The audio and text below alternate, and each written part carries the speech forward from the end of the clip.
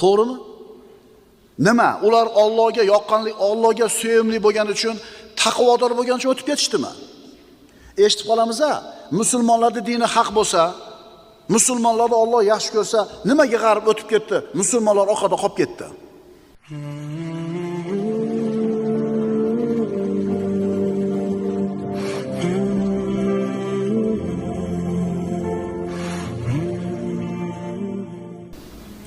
Sabab va natija.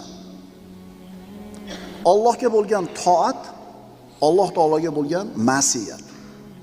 Toat ham sabab, ma'siyat ham sabab. Nimalargadir?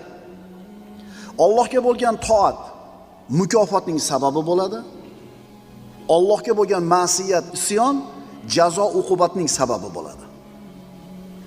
Agar bir 3 yashar yosh bola qizib turgan qozonga qo'lini bosib olsa,